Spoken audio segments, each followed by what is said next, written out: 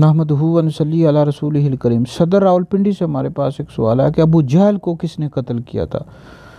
तो इस हवाले से जी बुखारी, मुस्लिम, मुस्नद अबी याला, इस तरह सही इब्न हिब्बान, मुस्नद अहमद बिन हम्बल, इन तमाम हदीस की कुतुब में ये हदीस मौजूद है। और हज़रत सैयदना अब्दुर्रहमान बिन औफ रज़ी अल्लाह ताला अन्हु से रिवायत है। बहुत तवील हदीस है, मुख्तसर तौर पर बयान कर देता हूँ।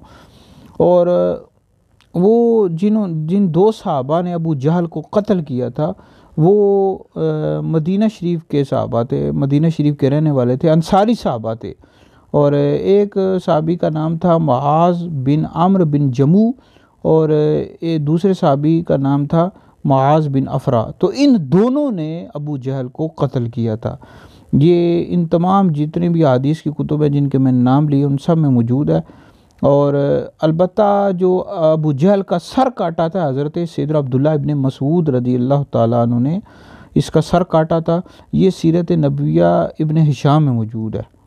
तो बहरहाल अबू जहल को कत्ल करने वाले जो दो सहाबी हैं ये मदीना शरीफ के रहने वाले थे, अंसारी सहाबा थे।